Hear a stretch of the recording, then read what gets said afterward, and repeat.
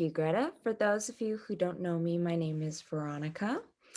And Greta and I decided to do this class because we felt like yin yoga was a really wonderful complement to our everyday lives. And not only that, but it's really accessible to do from your home because you have a lot of props around, and it feels good in the body to get into the joints and those deeper fascias.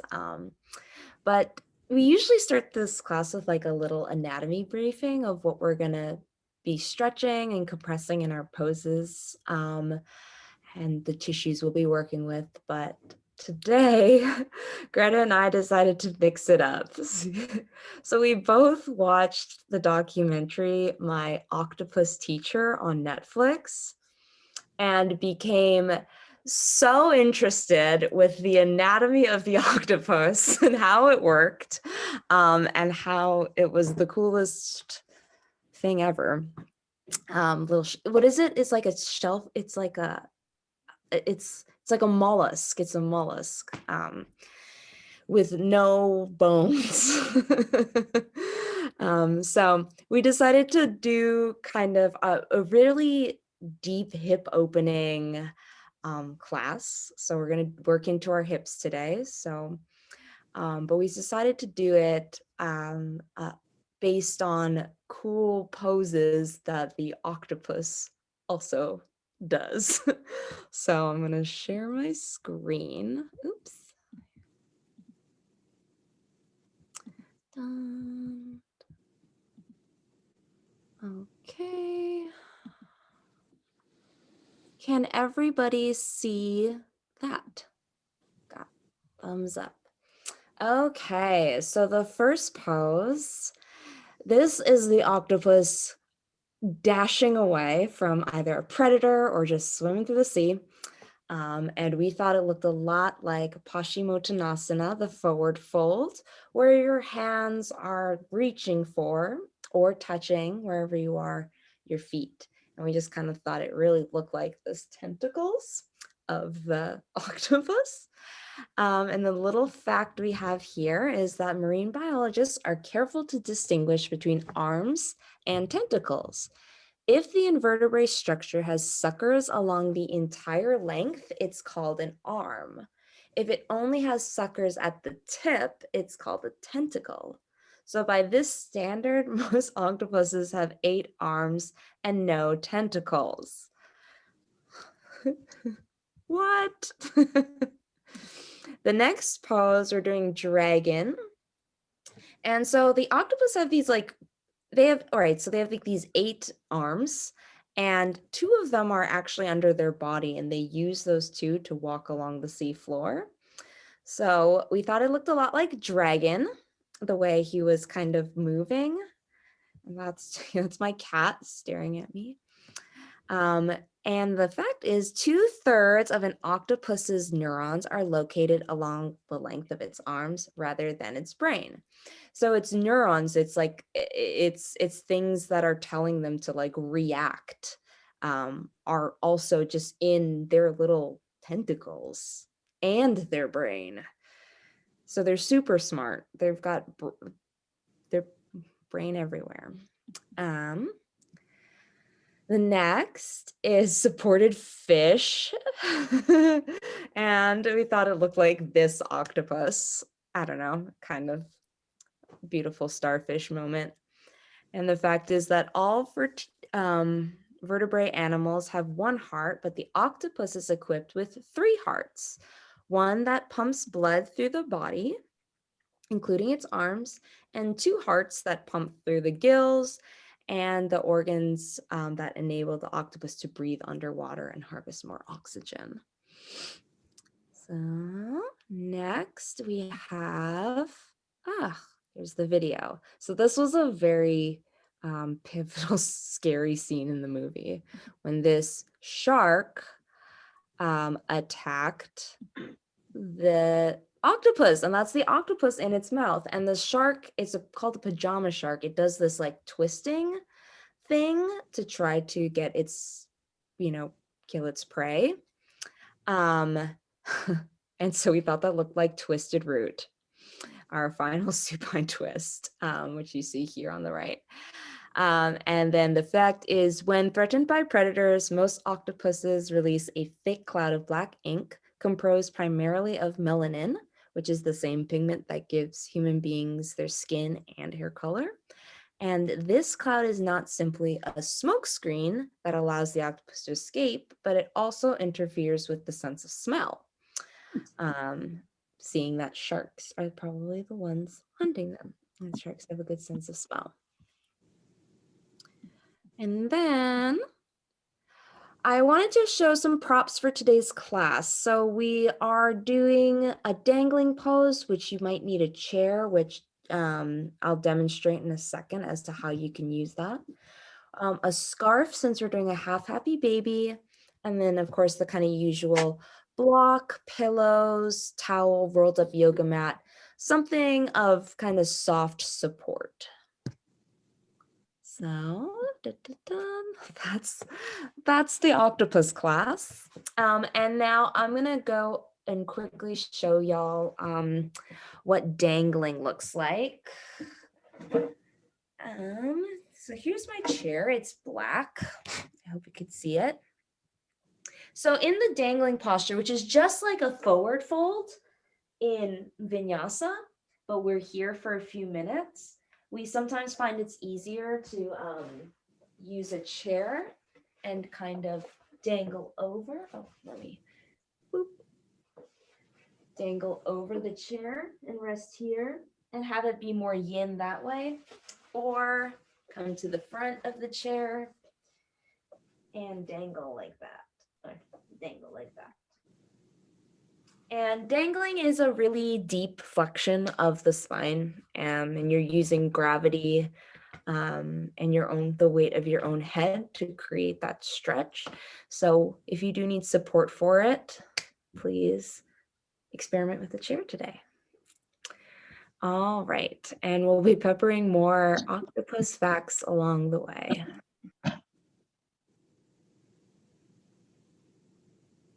Awesome. Thanks, Veronica. And also hello to our friends that just popped on. Kayla and Mariana and Karen are here. Thanks for joining. So we're going to start class before we get into the poses with 3 ohms. And this is to connect us through resonance and sound and vibration. We are still sharing time together, even though we may not be in the same space. So finding a comfortable seat, feeling the anchoring of your tailbone, the relaxing of your shoulders, relaxing of the neck, the jaw. And we'll do 1 clearing breath together and then 3 rounds of Om together. Inhale in through the nose. And exhale HA out of the mouth. And this time prepare for Om. Inhale.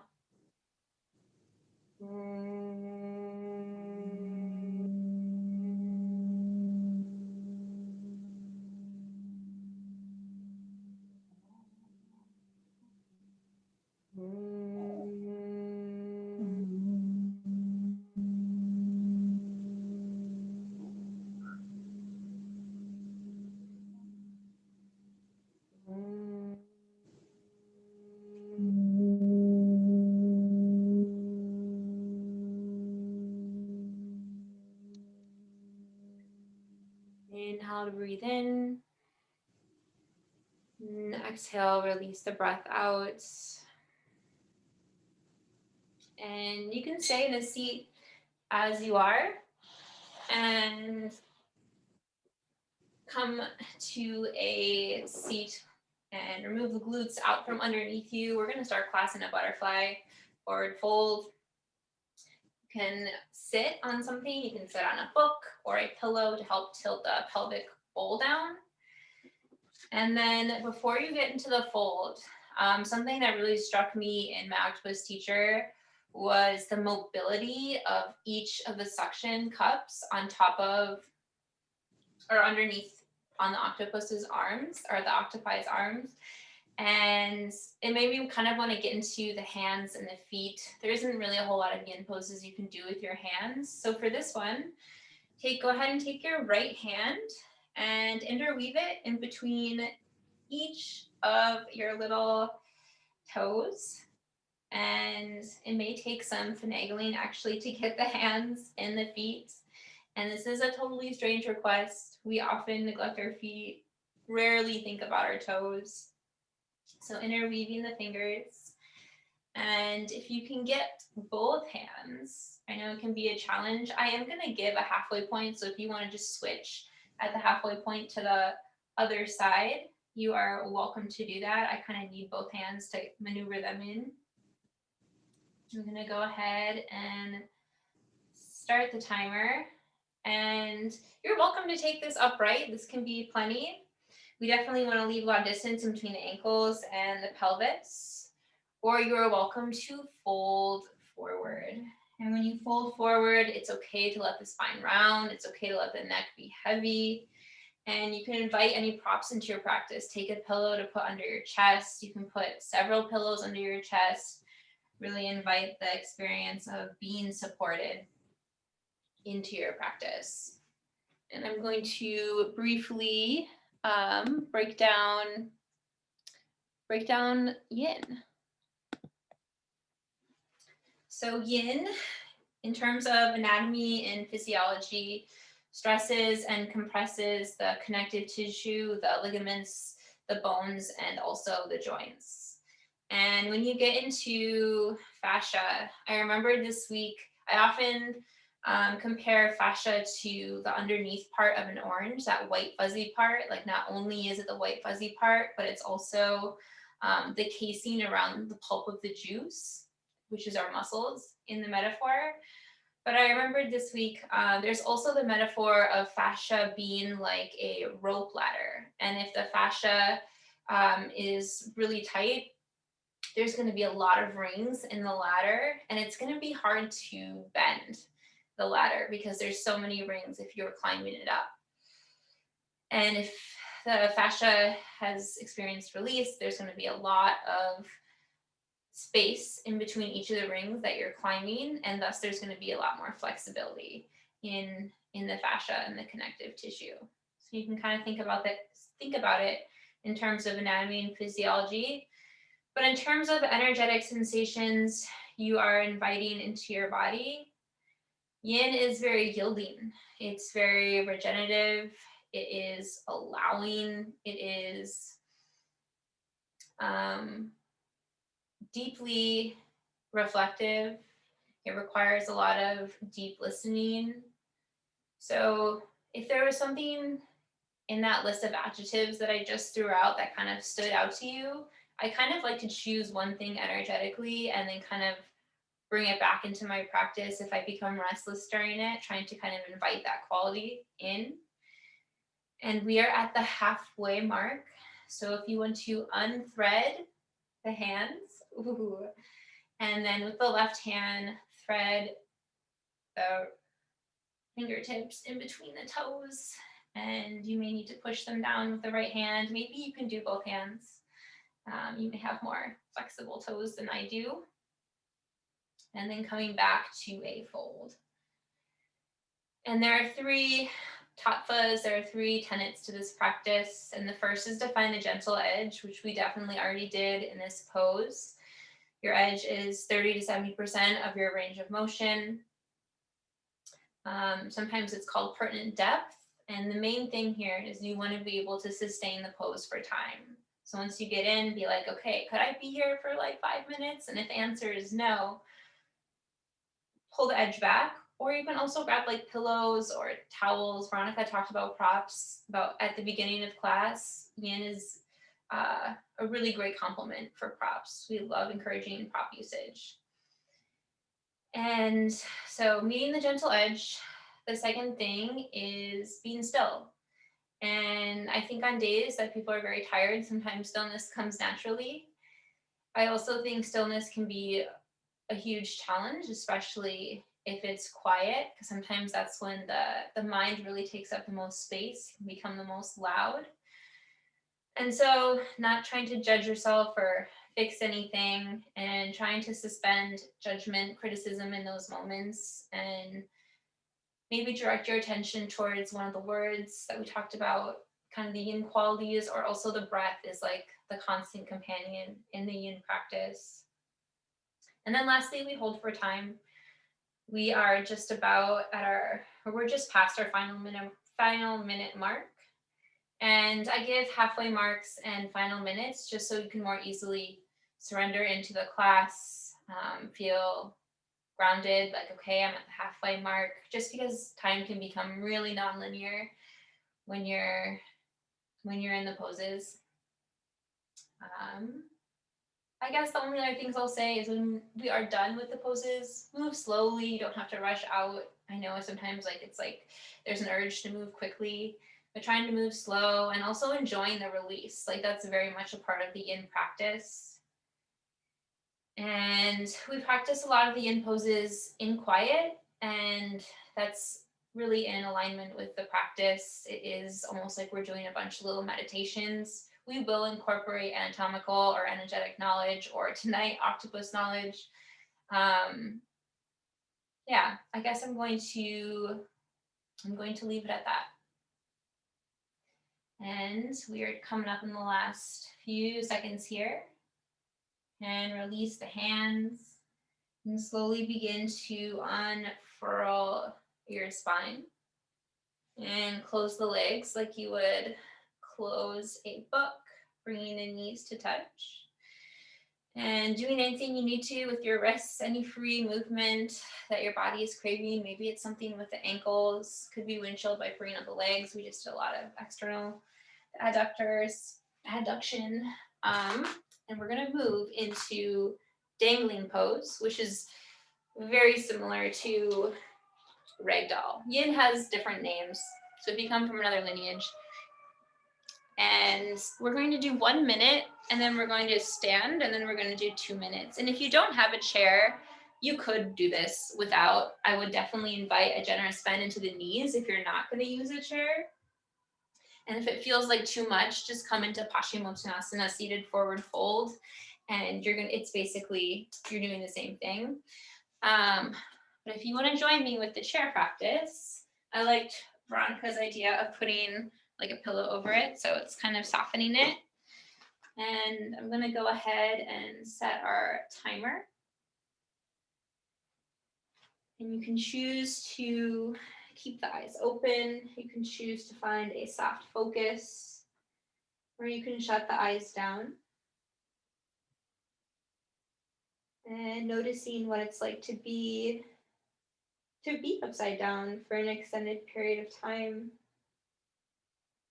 I think one of the coolest things about swimming is it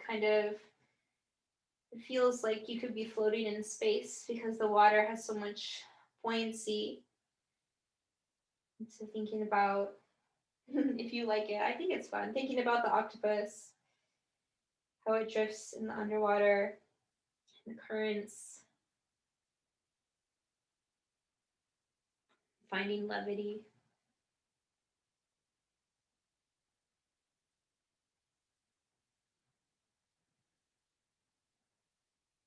Okay, this is the 1 minute mark. So you can go ahead, lift the head, lift the chest, and just come up for a second.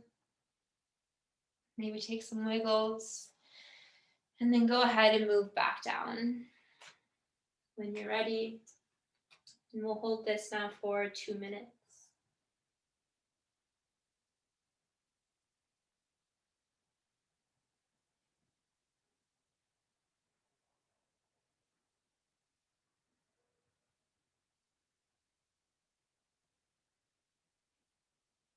And relaxing your face, unclenching the jaw, letting the tongue relax, the neck relax.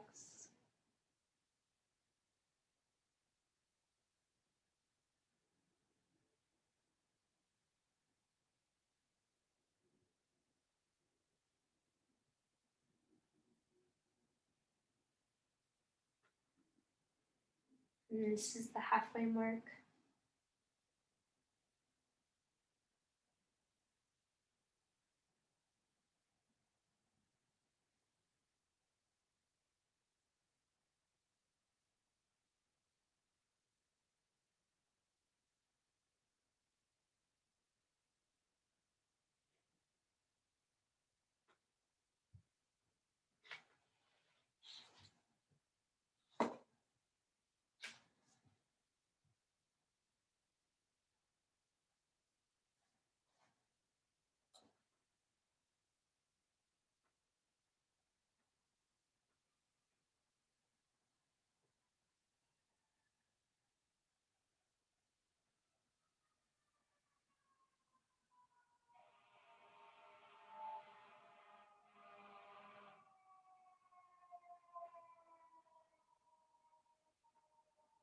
You can invite a generous bend into the knees and slowly begin to unfurl the spine, lift the chest, and remove any props that you may have grabbed out of the way. And we'll come and meet on our mats. And we're going to practice half happy baby. So come to laying on your back.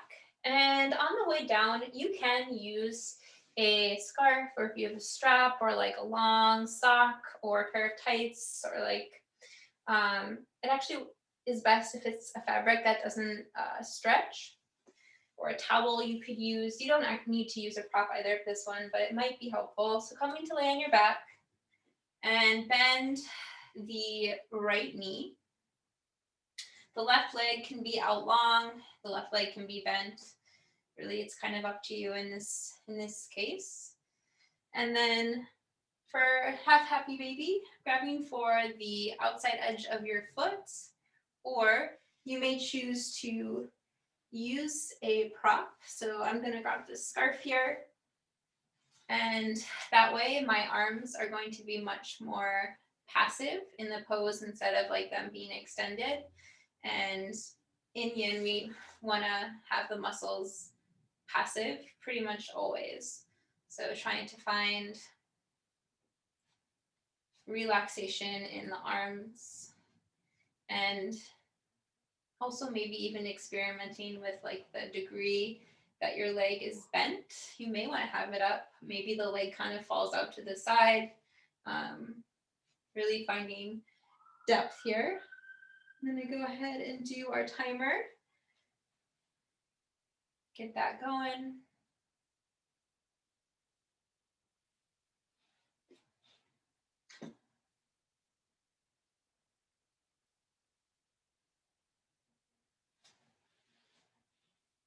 And you may have the prop and then decide that actually it's better just to use your arm.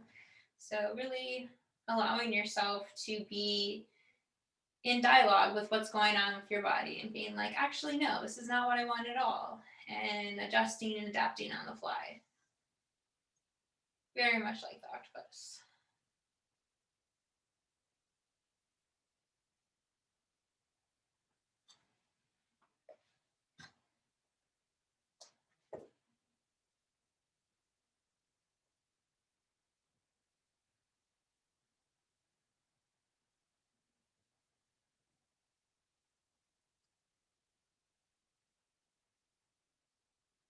And one of the things in yin is we do want to turn towards dull, achy sensations, but avoiding any sharp sensations, any stabbing sensations, any burning sensations.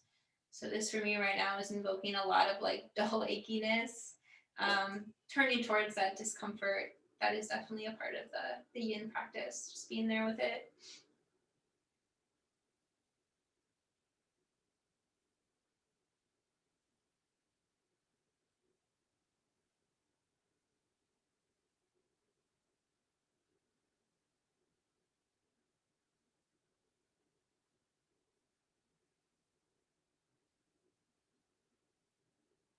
And this is the halfway point.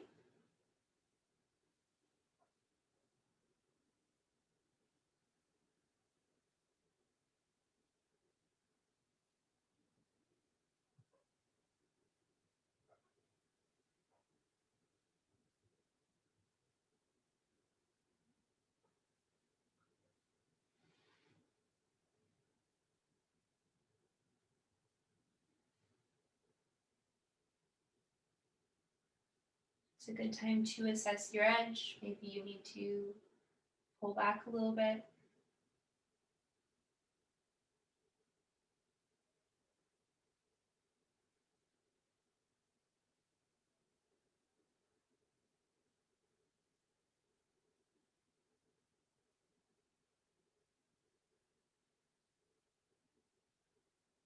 And final minute.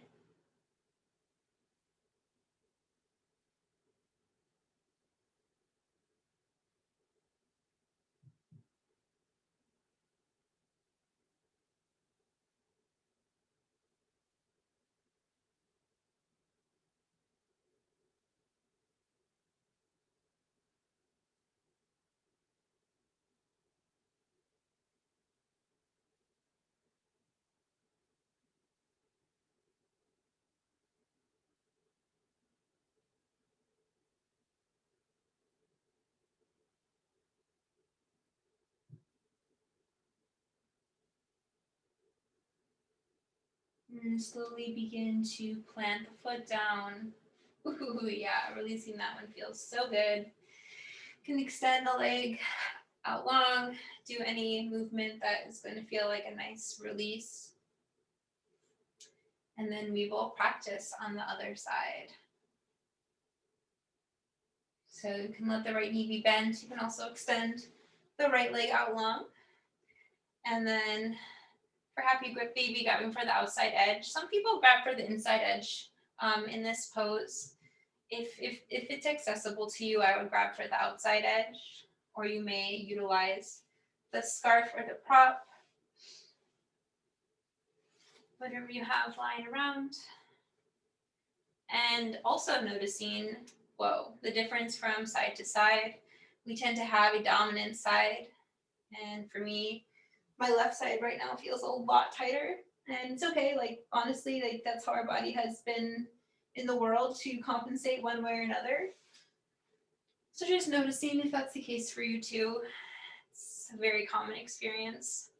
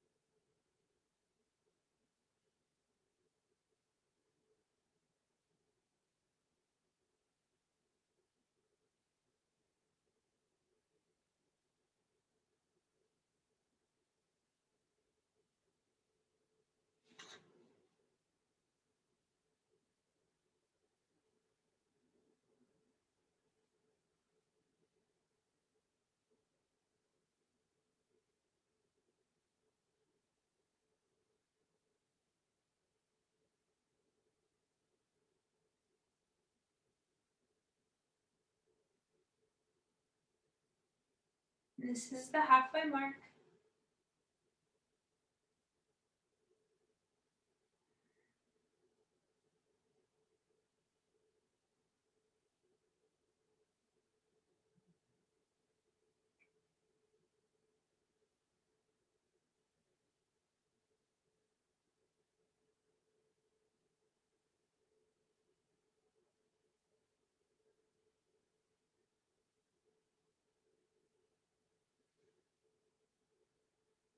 And final minute.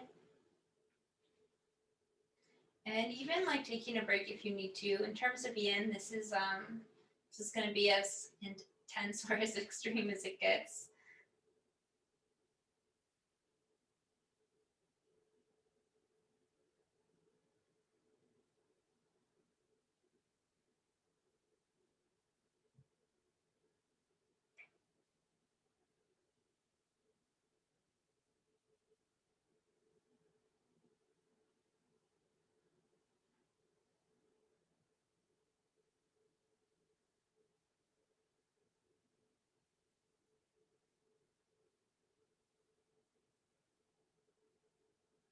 And gently plant the leg down,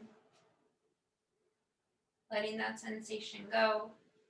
You can invite some windshield wipering into the legs, alternating from right to left side. And from here, we are going to transition into supported fish. And supported fish, if you have a block around, I definitely recommend using it. If you don't have a block, a rolled up yoga mat is actually a really good substitute, or a couple of rolled up towels can be really good also. And for supported fish, you can try multiple levels. I tend to, if you haven't done it before, I would start at the lowest level and then move your way up. For the middle level, putting it right in between the shoulder blades when you lay down. So coming to lay on the back. And it may take a second to maneuver the block exactly where you'd like it, getting it in between the shoulder blades, and then letting the head fall back. And when the neck goes back, if immediately that feels like too much for your neck, Also finding some support for the head, so you can push up a pillow, or if you have another block, you can create some support for your head. And I'm gonna go ahead and set our timer. We won't be here for super long. This is 4 minutes.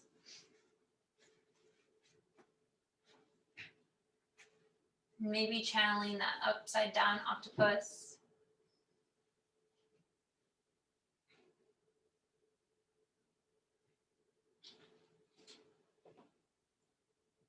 I also thought it was really fascinating that the octopus's nervous system was so distributed throughout each of its limbs.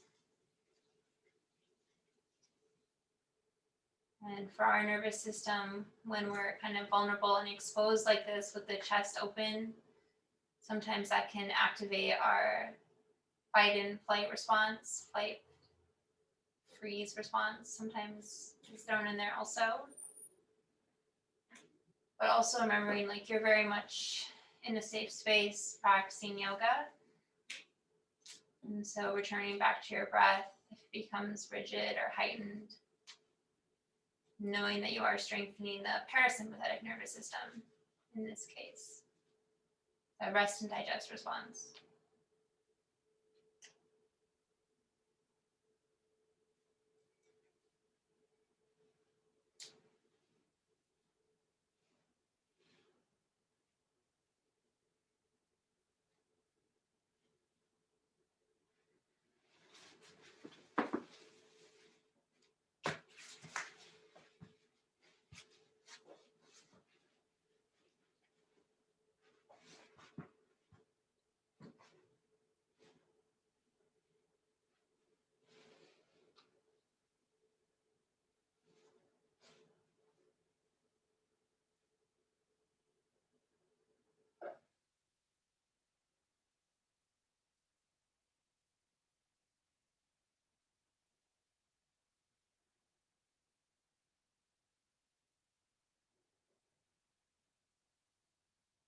And this is the halfway point.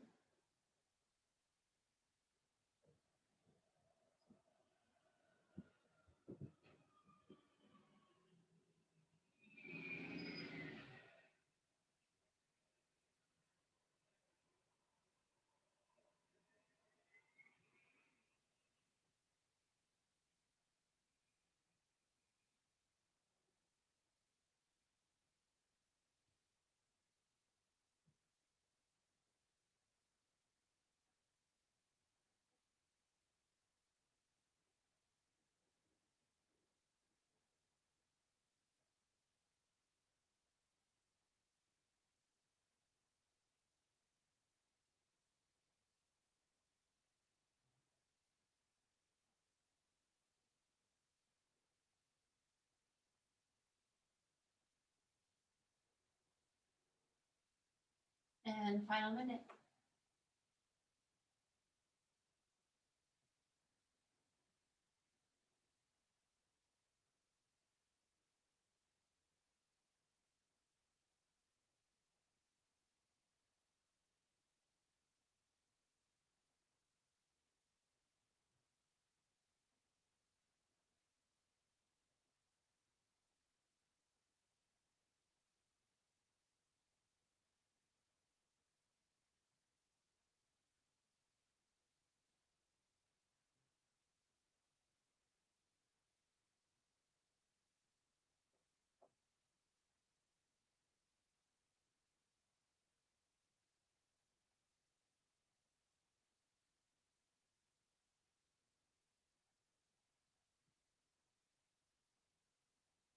And then slowly begin to discern how you would like to exit this posture.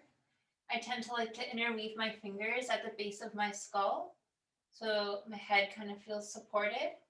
And then I gently like to kind of roll off to one side, slowly moving your way up, but really always taking cues from the body and doing what it's craving first and foremost. It doesn't have to be exactly what I'm saying. And we'll flow through a little bit of flexion and extension of the spine, just to release all of that flexion and extension we just did. So inhale for cow pose, drop the belly, lift the gaze. And exhale, cat pose, round and tuck. You may even want to linger. And then alternating inhale, cow pose, tail up, chest up, gaze up. Extension, and exhale, cat pose, flexion, rounding. And noticing what feels kind of tender, if there's anything that kind of draws your attention.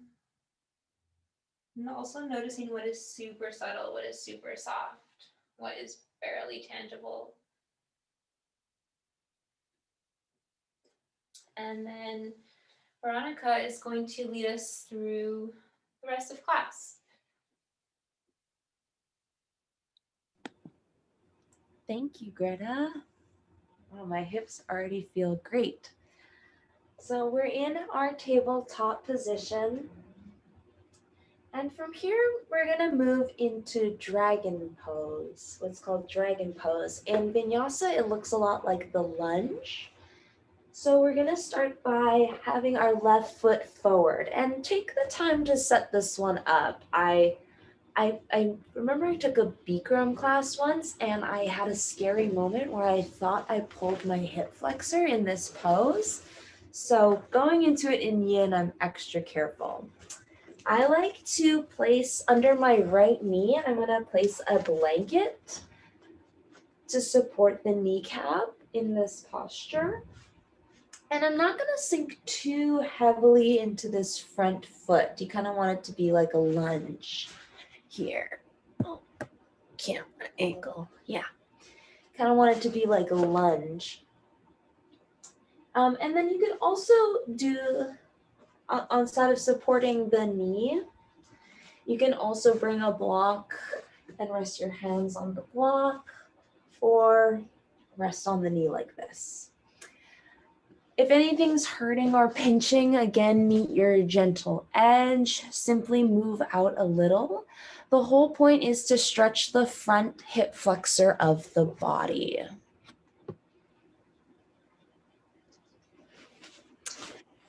It also doesn't have to be too deep of a lunge. If you're kind of more looking like a little bit of a square and moving just within this, that's fine too. That's still very, very much the posture.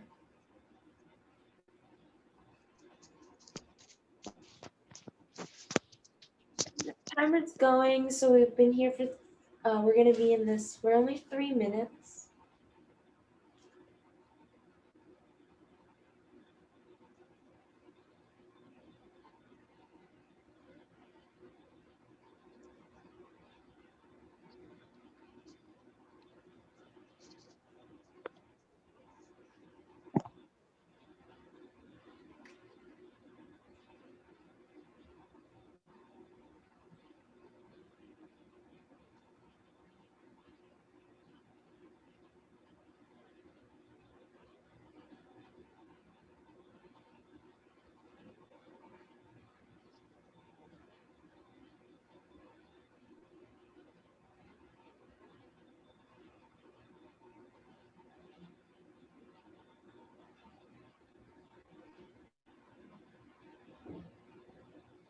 And this is our halfway point. The head can either hang heavy or you can simply look straight forward, eyes opened or eyes closed. Whatever the eyes are doing, make sure you're still breathing. That's the most important part.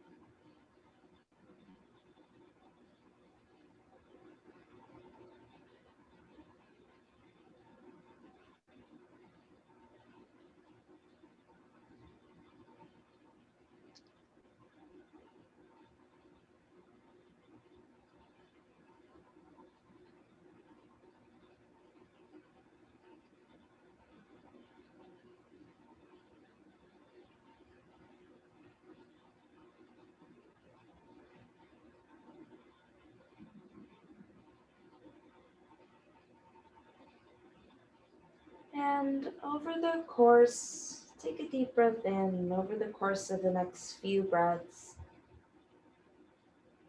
slowly begin to move out of this pose. I kind of like to drop all the way back, so I'm sitting on my back right foot, like out long. And yeah, roll out the ankle. And we're going to move it to the other side. So transfer the props if you need to. And coming back to our tabletop, we're going to bring our right leg forward into this, almost this lunge, bringing a block if you need. For the timer. And like Greta said earlier, each side is very different. Um, my left side as well is not feeling too flexible today. So I'm going to go a little bit easier on it. Bring both my hands in the middle with my right foot on the outside. And then bring my hips back a little. So maybe my hips in this side are a little more over my knees than they were in the last one. Just making sure you get a good stretch. You want to feel the stretch in the front of the thigh going up into kind of the hip bone area.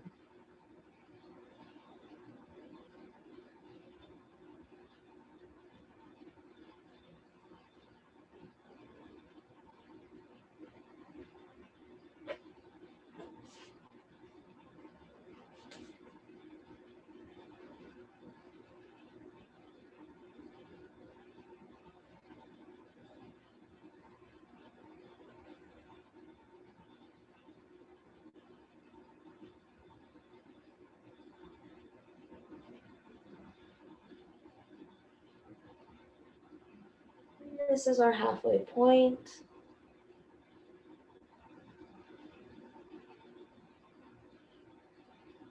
Time to reassess your edge, move in or out of the pose as necessary. Hold still for time whenever you find that good, nice edge. We're in our final minute.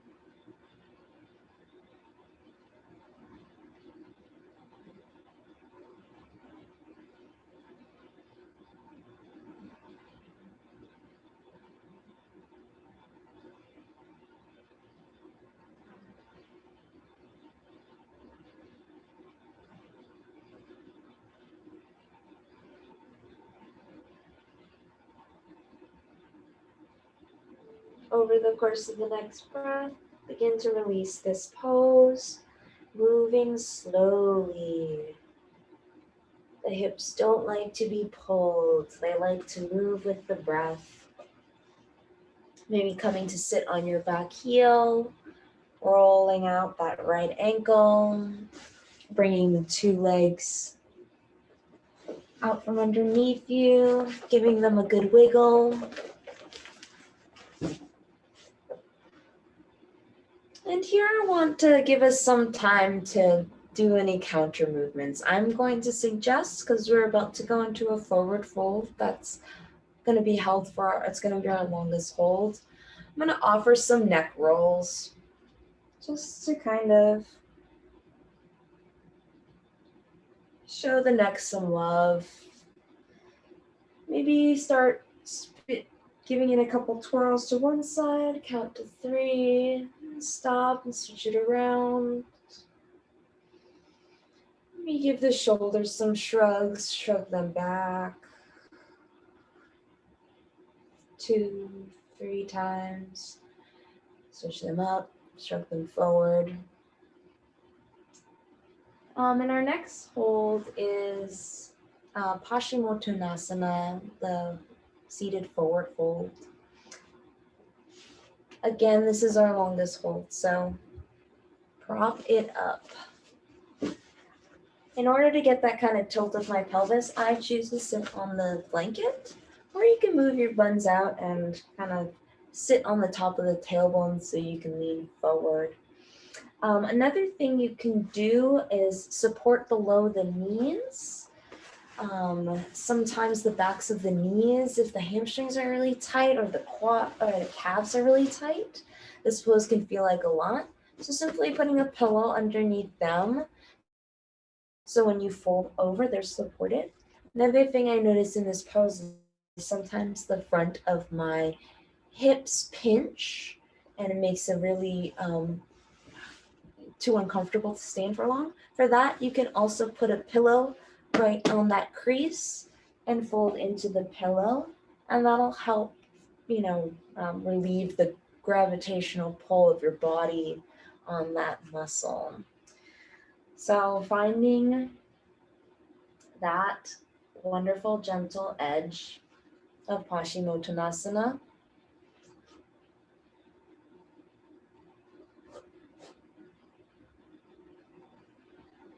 We're falling in. Like Greta said, yin is done in silence. So since this is our longest hold, I'm going to give us the opportunity to be in silence, still together, practicing the same posture, doing the same practice that is so good for our joints, for our muscles, for our fascia. This really preventative medicine. I see yin as such preventative medicine for the body. And really, leaning into this fact that this is good, even though this pose may be long.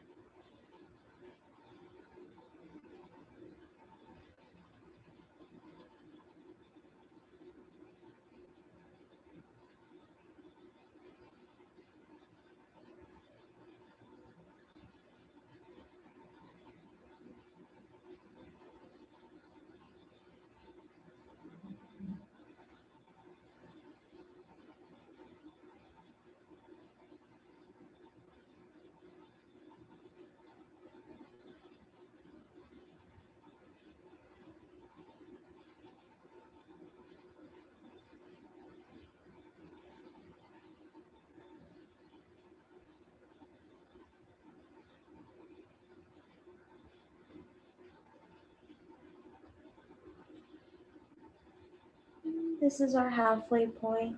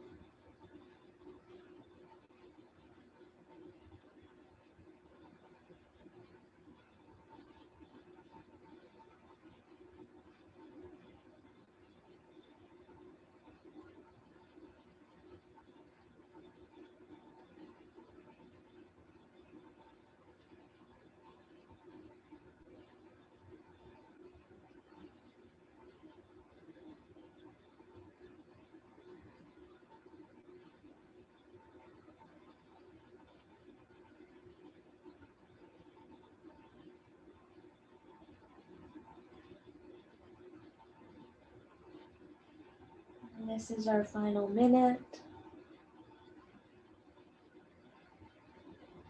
Taking a deep breath and seeing if there's anything you can relax, whether it be your toes, your fingers, maybe you're holding a little bit in your jaw, or behind the eyelids, or the tongue.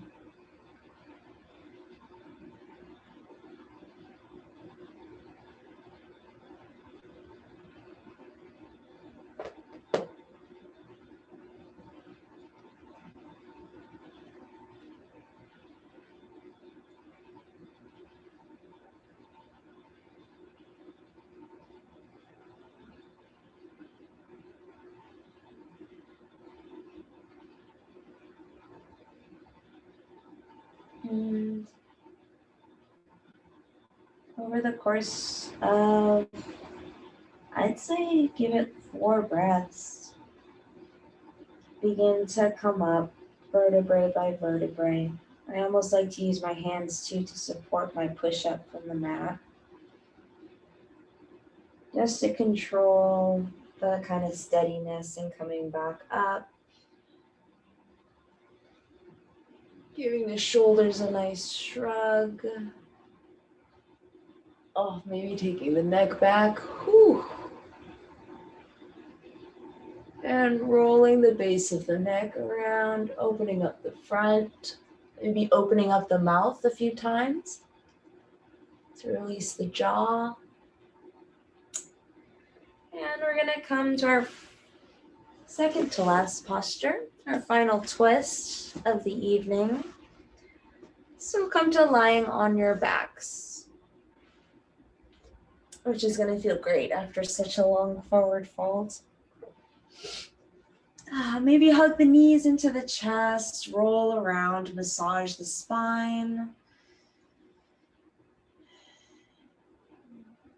Getting out any last movements of the ankles, the legs.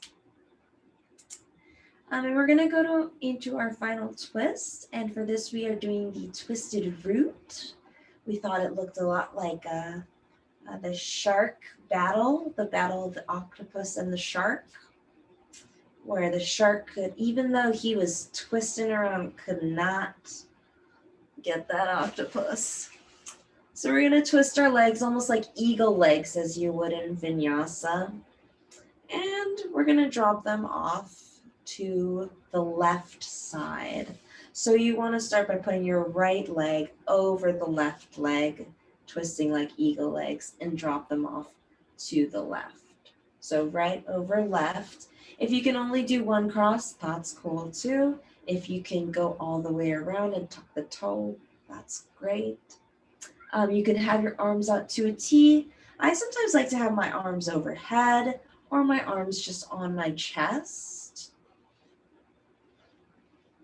Or you can just take a simple supine twist.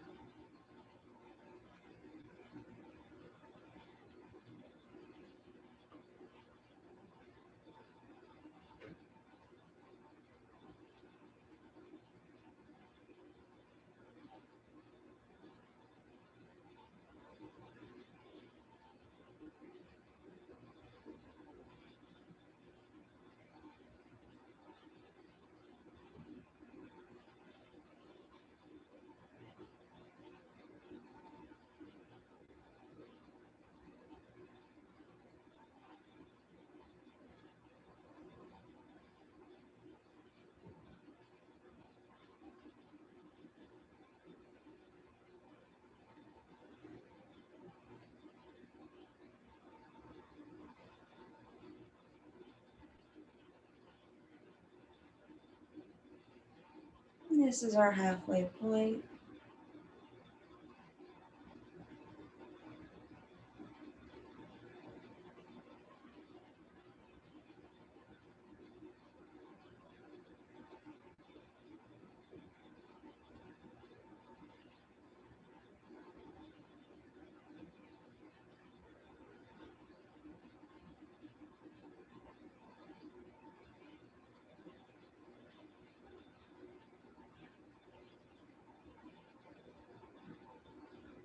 And this is our final minute.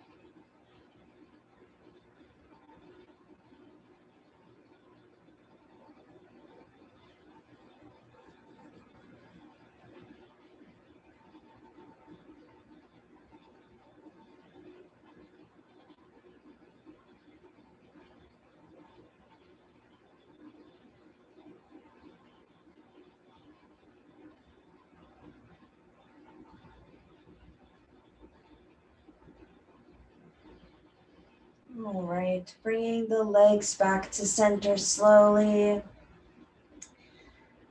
releasing them from the twisted root. I'm gonna do a little more circles along my back and windshield wiper out my legs.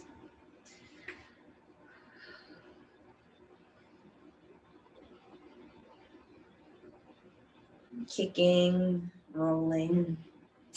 And then we're gonna go on to the other side. So this side, we're gonna take our left leg and put our left thigh over our right thigh. If you can do one more twist, that's great. If not, that's okay too. And arms out to a T and drop them off to the right side. Again, arms could be anywhere, could be on your stomach,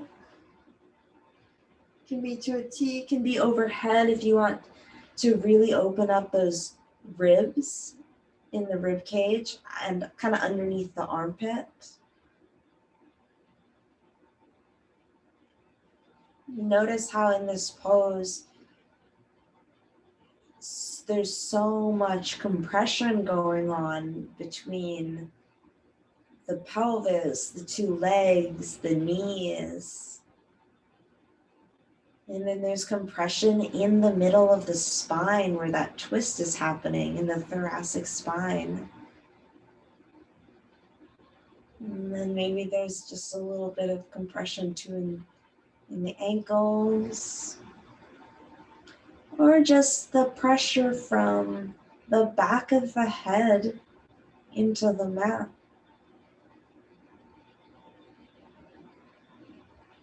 And observing those compressions and seeing, if you could send a breath there, if you could send a breath to the middle of your spine, what would that look like?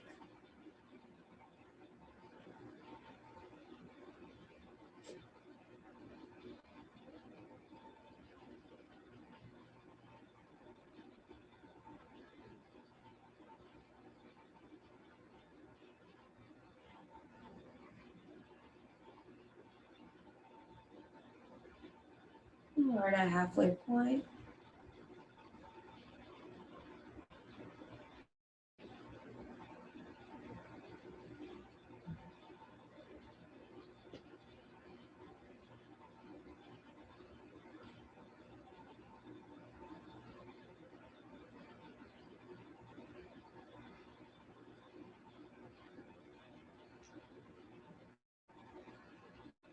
This is our final minute.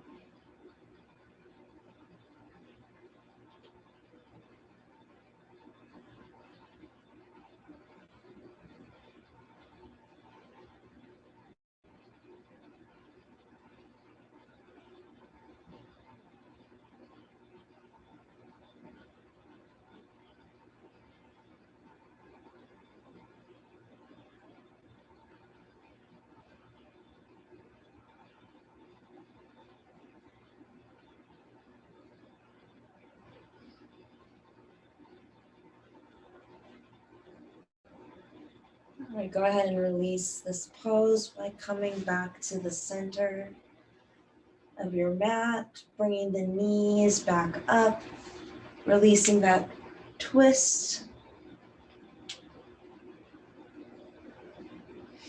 Getting whatever last movements and wiggles you need out. Maybe actually a nice bridge would feel good. Maybe a nice stretch of the hamstrings. Maybe you want to take this time to find a blanket and set yourself up. We've got a good amount of time set up for Shavasana. So, if you need to get cozy, if you need to take a sip of water, this is a good time. Cool. Thank you, Veronica. That was nice. Oh, cool. We can both be pinned at the same time. Learning things about Zoom. So go ahead and make your way into Shavasana, final rest. And you can always take Shavasana. You can take Shavasana lying on your back. You can take it in a fetal position on your side. You can also take Shavasana on the belly. Really what is going to bring you the most sense of ease, the most sense of groundedness. And there was a part of me before class started, I was like, man, did Veronica and I just get swept up in this whole octopus idea? And I think it's really fun to be inspired and to have joy in your practice. But I was also reflecting on the word yoga means union. It implies relationship. And I've been really inspired by Adrienne Marie Brown, and she has that book, Emergent Strategy, where she talks about biomimicry and how we can really learn from animals and the environment and plants. And part of her plan that she talks about fractaling. She talks about decentralization. She talks about all these different things. So one of her tenets and her things is interdependence and decentralization, mutual dependence between things. And she talks about a desire for a society where there is more interdependence, mutual reliance, and shared leadership and vision. And at the end of that documentary, he really reflects on how that seaweed forest that he found the octopus in, how he became so aware of all of the little micro activities going on and how interdependent they all were. And for the meditation, the reason I'm bringing this up, maybe thinking about different links and connections and relationships, or you can even just imagine a web of connectivity and letting that be your focal point to guide you and to return back to awareness to. And I will let you know when it's time to come up and out of the practice.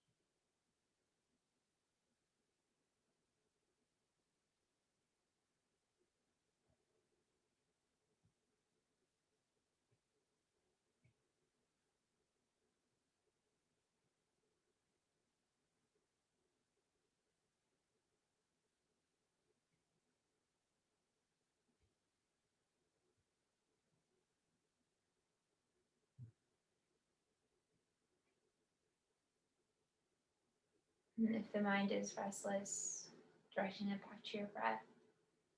finding that reciprocal relationship with the environment around you.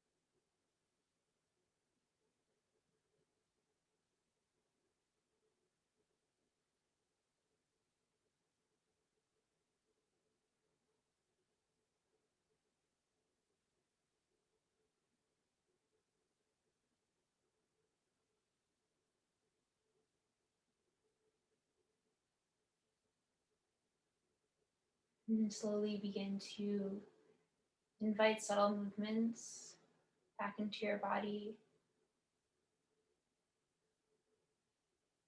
starting really subtle and then letting it ripple into slightly bigger movements, more visible. And then extend the arms above you like you would stretching in the morning, and draw the knees in towards your chest and roll over onto the left side or the right side. The left side is more associated with the yin practice, lunar qualities, intuition. Right side tends to be more active solar. Either way, though, coming into this fetal position and extending a wave of gratitude to yourself for carving out this time to do this healing practice. It's both so good for the body and the bones and the joints, but also cultivating these energetic qualities, tapping into slowness, yielding, honoring the lineage of this practice, going back to India, at least with yoga. But with yin, has its roots in Taoist theory and meridian theory and Chinese medicine, and also honoring the ancestors of this land, the unceded ancestral lands of the Coast Salish Duwamish people. I occupy here in Seattle. Veronica is in Brooklyn. We co-teach this class, East Coast, West Coast. And so honoring the unceded ancestral lands of the Canarsie, Rockaway, and Lapati people as well.